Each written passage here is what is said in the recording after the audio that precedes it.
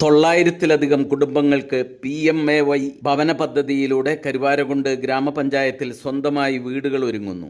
പദ്ധതിയുടെ ഗുണഭോക്താക്കളെ തിരഞ്ഞെടുക്കുന്നതിനുള്ള അന്തിമ പട്ടിക തയ്യാറാക്കുന്നതിനായി വിപുലമായ ഗ്രാമസഭ സംഘടിപ്പിച്ചു. Kalikavu block panchayat president BP Jaseera ഗ്രാമസഭയുടെ ഉദ്ഘാടനം നിർവഹിച്ചു.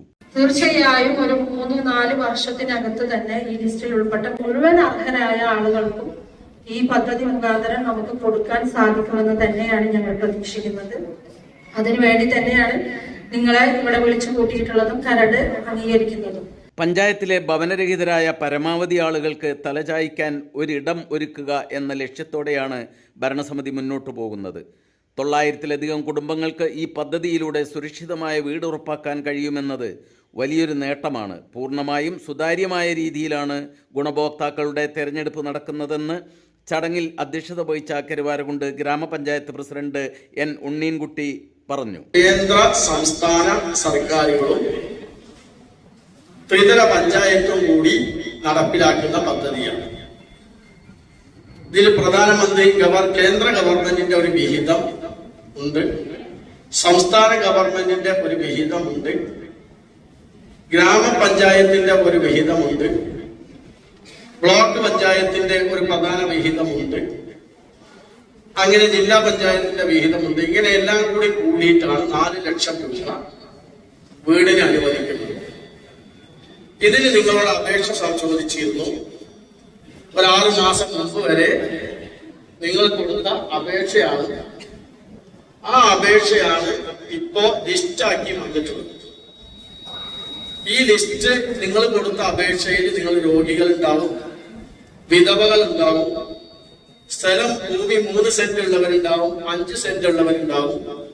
നിങ്ങൾ കൊടുത്ത അപേക്ഷയിൽ നിങ്ങൾ അതൊക്കെ പൂരിപ്പിച്ച് നിത്യരോഗികളുണ്ടോ, വികലാംഗരുണ്ടോ എന്ന കാര്യങ്ങളൊക്കെ ചോദിച്ചതിനനുസരിച്ച് നിങ്ങളൊക്കെ ടിക്കറ്റ് കൊടുത്ത അപേക്ഷ ഉദ്യോഗസ്ഥന്മാരും പരിശോധിച്ച്, ഇപ്പൊ പരിശോധിക്കുന്ന രീതി അവിടെ കുറെ ആളുകൾ വീട്ടിലൊക്കെ ആളുകൾ വന്ന് പരിശോധിച്ചിട്ടുണ്ടാവും. നിങ്ങളെ വീട് താമസയോഗ്യമാണോ, പറ്റുന്ന വീടാണോ, വീടുണ്ടോ ഇല്ലേ എന്നൊക്കെ പരിശോധിച്ചു.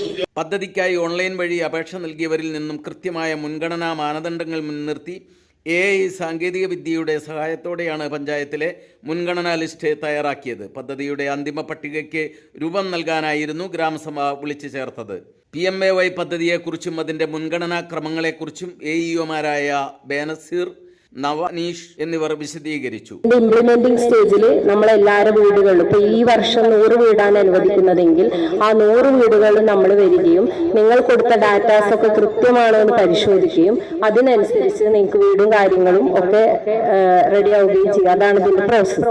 സെൽഫ് സർവേ എന്ന് പറയുന്ന ഒരു പ്രോസസ്സ് ഇപ്രാവശ്യമാണ് ഇൻട്രൊഡ്യൂസ് ചെയ്തിട്ടുള്ളത്. നമുക്ക് എന്ത് ചെയ്യായിരുന്നു, നമ്മുടെ ഫോൺ തന്നെ ഉപയോഗിച്ചിട്ട് നമുക്ക് സ്വയം സർവേ ചെയ്ത് അപേക്ഷ സമർപ്പിക്കാനുള്ള ഒരു സാധുത വെച്ചിട്ടാണ് നമ്മളെല്ലാം ചെയ്തിട്ടുള്ളത്. അപ്പോൾ നിങ്ങൾ തന്നെയാണ് അതിൽ എന്ത് ചെയ്തിട്ടുള്ളത്, വിവരങ്ങൾ നിങ്ങളെ സംബന്ധിച്ച വിവരങ്ങൾ നൽകി അത് സത്യപ്രസ്താവന ചെയ്തിട്ടുള്ളത്. നൽകിയ വിവരങ്ങൾ ശരിയാണെന്ന് പറഞ്ഞിട്ട് അപ്പോൾ അതിന്റെ അടിസ്ഥാനത്തിൽ നമ്മൾ സിസ്റ്റം ജനറേറ്ററാണ് നമ്മുടെ ഡ്രാഫ്റ്റ് ലിസ്റ്റ്, കരട് ലിസ്റ്റ് എന്ന് പറയുന്നത്. അപ്പൊ ഇതില് നമുക്കറിയാം ഏതൊരു പദ്ധതിയെ പോലെയും ക്ലേശ ഘടകങ്ങൾ സമൂഹത്തില് ഏറ്റവും താഴെ തട്ടിൽ വിഷമതകൾ അനുഭവിക്കുന്ന ആളുകളാണ് സ്വാഭാവികമായിട്ടും ഏതൊരു പദ്ധതിയിലെയും മുന്നിൽ വരേണ്ടത്.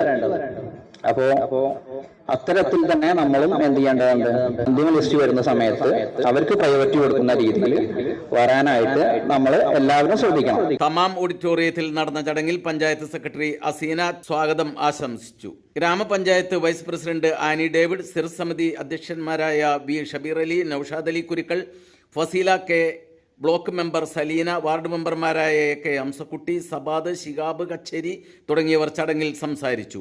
വൻ ജനപങ്കാളിത്തത്തോടെയാണ് ഗുണഭോക്താക്കളുടെ സംഗമവും ഗ്രാമസഭയും സമാപിച്ചത്. കരുവാരകുണ്ട് ഗ്രാമപഞ്ചായത്ത് ഭരണസമിതി നിങ്ങളുടെ മുമ്പിൽ ഞങ്ങളുണ്ട്.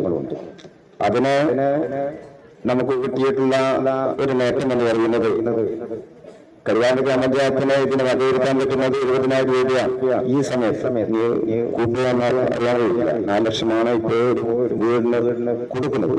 പക്ഷെ ഒരു പക്ഷെ കൂട്ടാൻ സാധ്യത കൂട്ടുകയാണെങ്കിൽ ആ സമയത്തോളം പ്രസിഡന്റ് നമ്മുടെ നാട്ടുകാരിയാണ്, കരുവാരൂർ.